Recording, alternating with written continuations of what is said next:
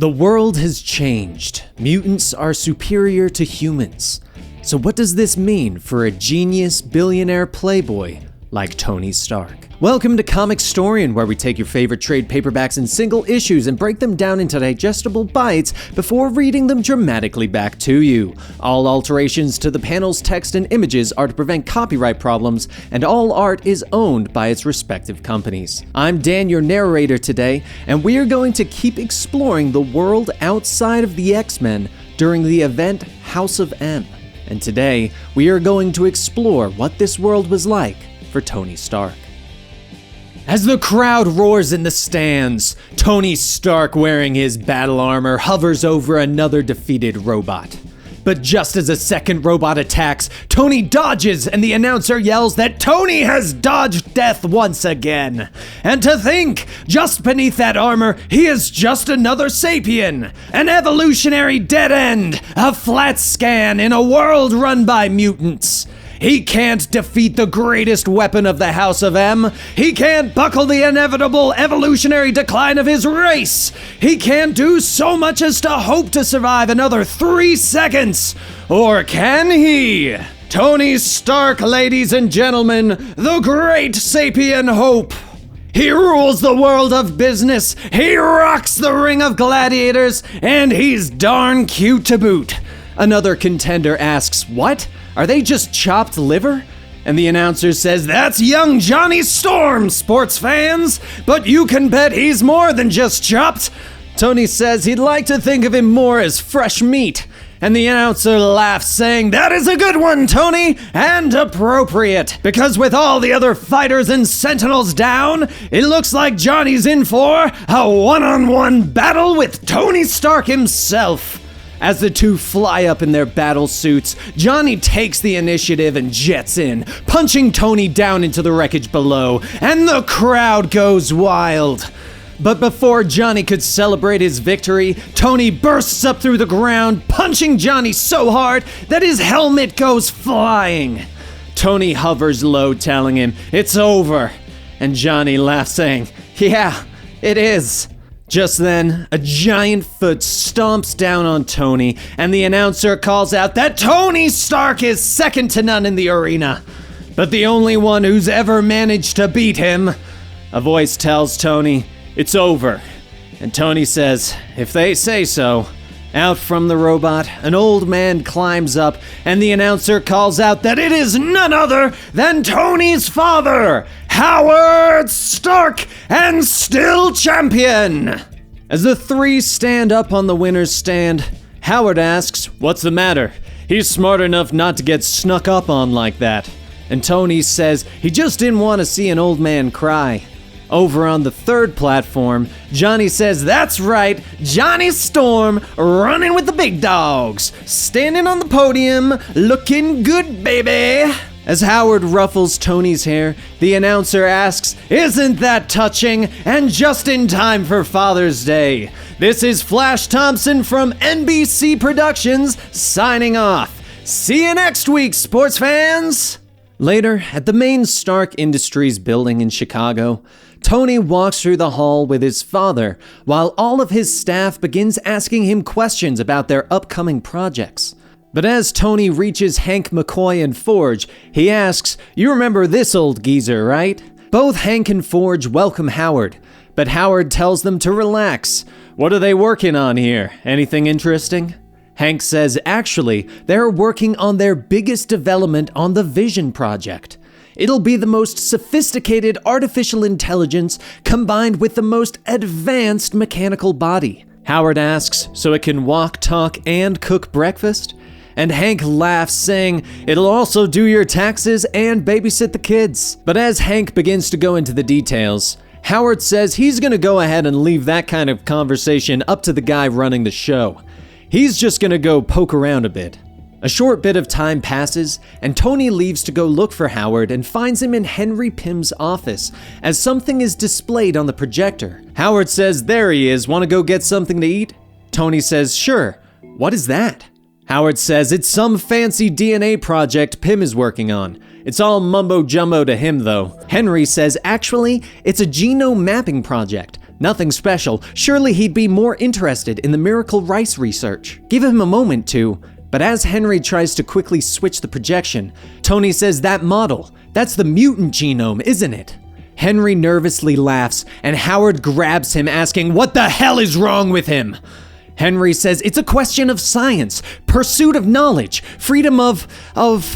Howard tells him they are expressly forbidden to research that. The mutants run this world. Does he think they want humans mapping their genome, exposing their vulnerabilities? Is he part of them? Is he with the sapien resistance set out to destroy the mutants? Henry pulls himself away, saying that is ridiculous. He would never. Tony, tell him. Tony looks at him, saying that is enough. Shut it down or he's fired. Or he could fire him now. Henry begins to speak, but stops himself. And then Tony looks at Howard, but Howard says nothing and walks away. Later that night, Tony pours himself another drink as he watches the broadcast of the battle earlier, and is reminded of the time his father grabbed him by the hair and scolded him for breaking a prototype toy. He tried to say sorry, but all Howard could say was that he was a disappointment. Tony sighs as he gets up and heads down his elevator into the restricted level that only he could get into. And inside, a new prototype battle suit. A red and gold Iron Man suit. After a long night of working, Tony heads back to the office to speak with Henry. But as he gets to Pym's office, the robot cleaners tell him that there is no traces of Sapien HP4395A62 on the premise, or his research materials. Tony rushes over to Howard's home to tell him that everything will be taken care of. Howard tells him to shut up. He will do nothing because he has no idea what to do. Otherwise, he wouldn't have come here. Howard says this is his fault, really. Never really could make his son grow up. Tony says that isn't fair, and Howard asks, fair? What is he, 12? He built this company from the ground up and gave it to him. It's easy to run it, but to build it? There are things they can't even imagine doing because they don't want to know it.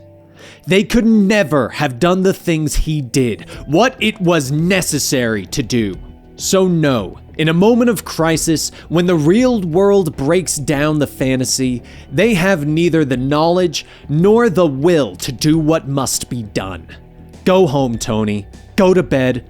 In the morning, everything will be all right. And Tony does just that. But rather than taking another drink, he decides he is going to do something about it. Now wearing the massively upgraded Iron Man suit, Tony sets out, telling his AI Jarvis to upload all of the places Henry Pym has been in the last 3 months. One location Tony sees is an ordinary home, but beneath it all is a gathering of sapiens, which large groupings of humans are forbidden to gather with the standard House of M protocol. Tony slams into the empty plot beside the house, opening up a hole into the underground bunker, telling everyone to freeze. Several of the humans reach for their guns, but Tony holds out his hand and generates a flash that blinds everyone. The humans shout, asking, "What does he want?" And Tony says he is looking for a man by the name of... But before he could finish, a giant mechanical arm reaches in, grabs him, and throws him across the street. One of the sentinels kneels down by the hole, saying, "You are participating in an unlawful criminal gathering. Any attempt to flee or resist will result in immediate termination." Tony shakes off the jolt of being thrown into a car, then takes the car and throws it into one of the sentinels' heads hard enough to disable it.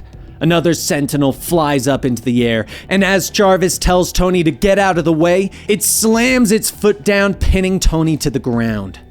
Tony coughs, saying, "Real sentinels are much quicker." As the sentinel holds out his hand to blast him, it says, "It's over, Tony." Tony stops struggling for a moment and asks, "Dad?" In another location, piloting the Sentinel remotely, Howard watches, saying, "What a disappointment." Tony asks, is he inside that thing? Helping them kill? Howard tells him that he is afraid there is only one Stark stupid enough to be inside a robot suit outside the sports arena. Now shut up and listen very carefully. There is a missing piece of shielding on this Sentinel's left side. When he lifts his foot, fire at that spot. Use an electrical disruptor. That should fry the unit's black box. After that, run. He is smart enough to get home without being traced or caught, right? As Tony tries to ask, what is he doing?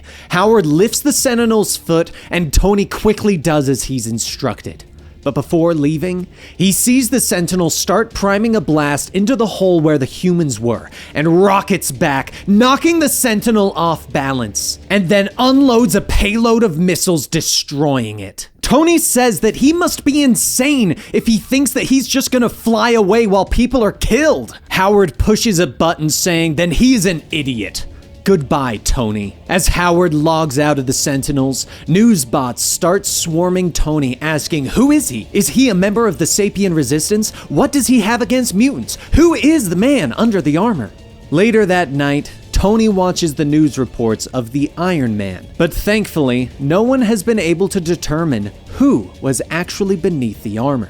But just before Tony could relax, he gets a call that an envoy from the House of M has just arrived. Tony pours himself another drink, then heads downstairs, saying he is sorry for keeping them. How may? The two-headed mutant tells him it's all right. They know he's a busy lad, very busy, but he shouldn't be keeping the House of M waiting. They understand that he is developing some interesting technology, one's not shown to the public. Tony begins to panic, asking what do they mean? And the mutant says the Vision Project. He has made substantial breakthroughs with it. Please sign these papers that license these units so that the House of M use any and all technology associated with the Vision Project. Please sign these papers that license these units so that the House of M can use any and all technology associated with the Vision Project that they may need for its application in national security.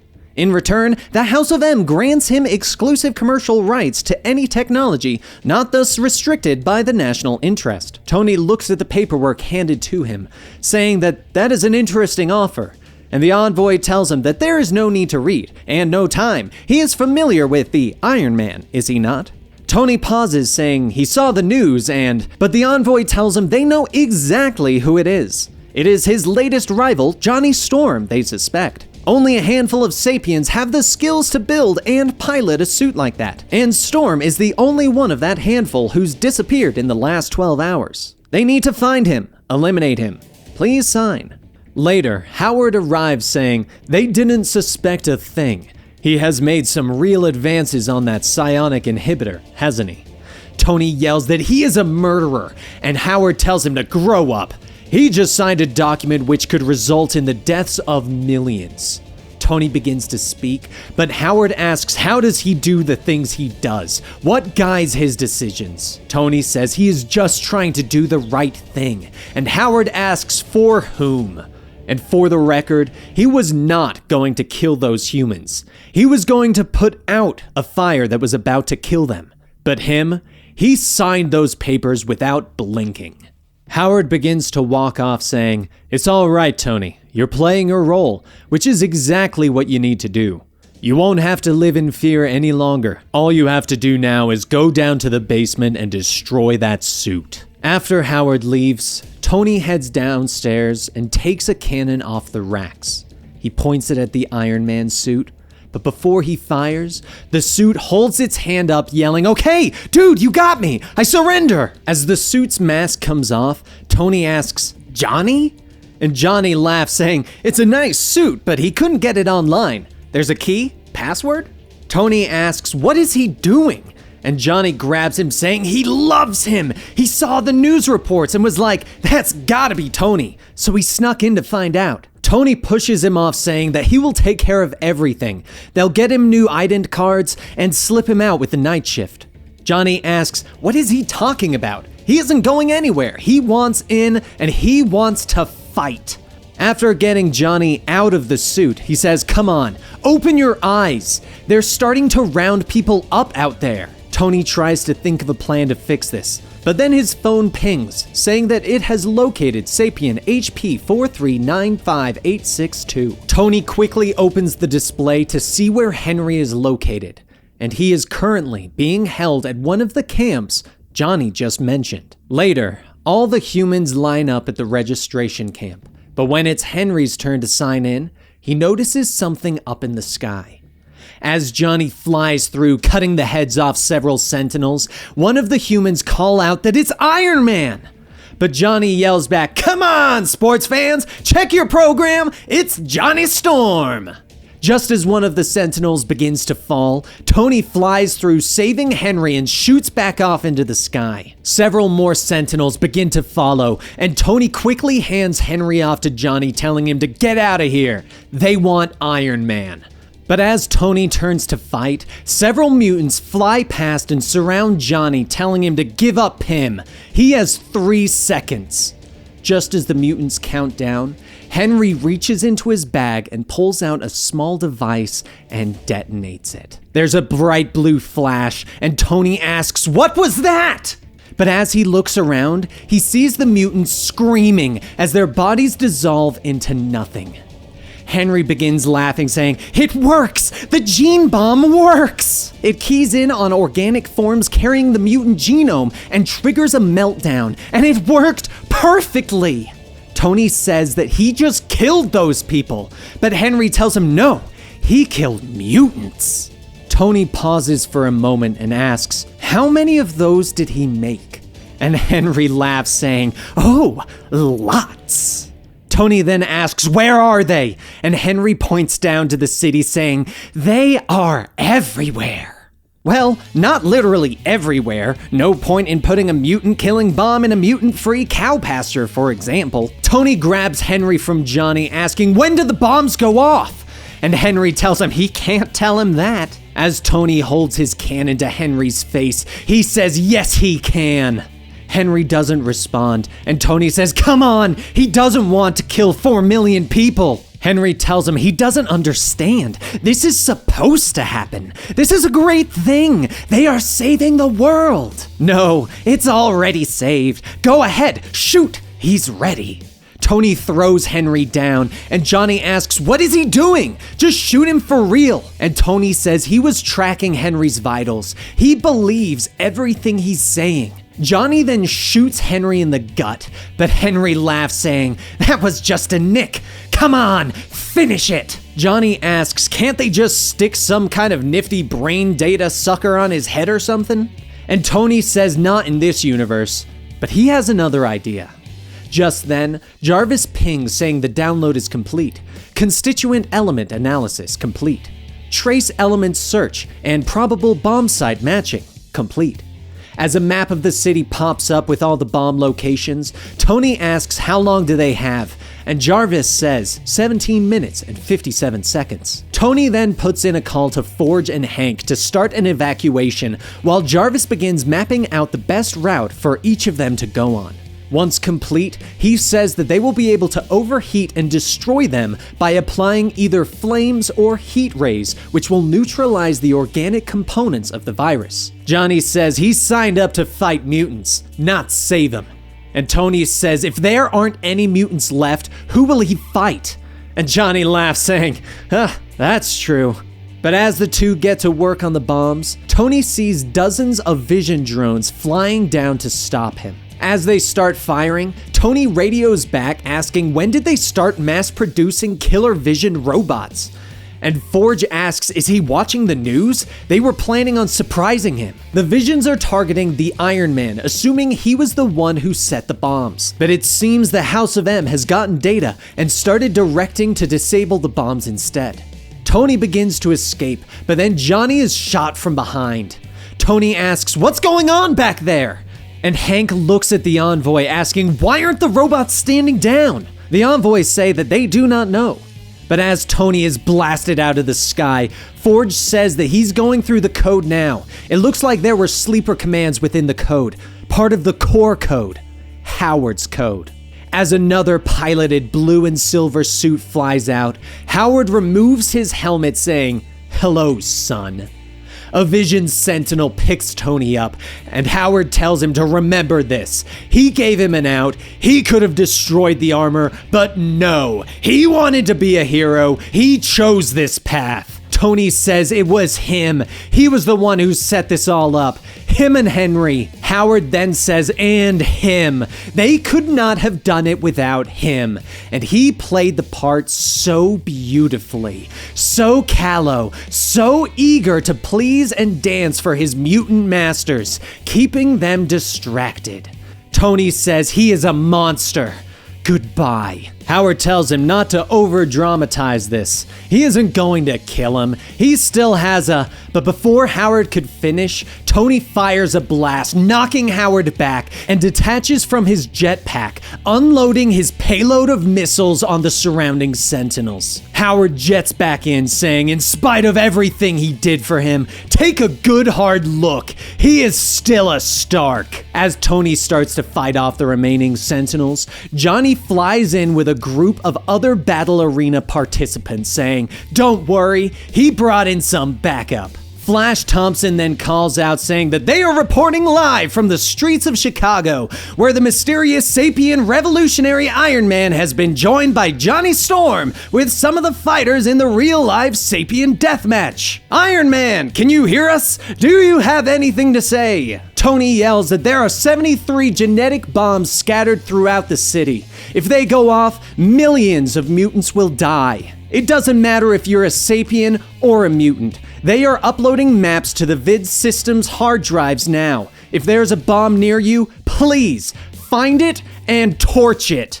Everyone, sapient and mutant alike, start going through and destroying all the bombs spread out throughout the city, when finally there is only one left. The signal brings everyone back to Howard, and Tony says that everyone has been evacuated. There aren't any mutants within range. It's over. Howard tosses him the bomb, saying, yes, it is. Has he heard the news? Iron Man is a hero. He is now transferring control of all the Vision Sentinels over to Jarvis. He is now the savior of the Sapiens and deliverer of mutant kind.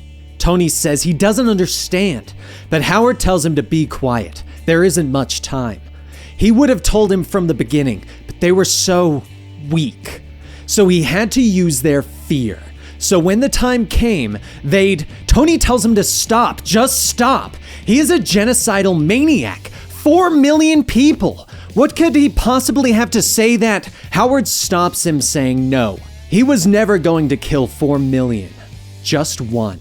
As a rumbling can be heard getting louder, Howard says this is what he raised him for. And just then, the Vision Sentinel begins to fall out of the sky as Magneto descends, saying, this is goodbye, Iron Man. Howard's suit begins to melt and he screams in pain. But as Magneto looks at Tony, nothing happens. Tony hurries over to Howard, and Howard laughs, saying, secret little counter magnets. The boy built them into his armor.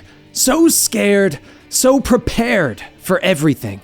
Good boy, good boy. Now Tony, kill him. He doesn't have to be scared anymore. They all love him and only him. Mutants and Sapiens, he saved them all. My golden boy, the world is yours. As Howard melts away in his oven of a suit, Tony looks at the bomb, and Magneto says he understands. His dream of being the man his father wanted him to be. So do it. Kill him. But every sapient on the planet will pay a price. His whole world will crumble to pieces. Tony says it already has, but he's never been the man his father wanted. And he prays he never will be. Tony destroys the bomb, and the world goes quiet. As most of the city is still in ruins, Tony gets a call from his staff saying that Legal is trying to get a hold of him. They are desperate to... Tony says Legal can wait. He's got work to do cleaning up the city. And that brings us to the conclusion of House of M Iron Man. If you guys enjoyed this video, please be sure to give it a like, leave a comment down below, subscribe to the channel, and click that bell icon to get notifications when new videos go live. And if you want to go above and beyond and support us even more, you can head over to our Patreon at patreon.com/Comicstorian. You can support us there and get access to great early content and participate in votes of what goes on this channel. Thank you guys so much, and I will see you again next time.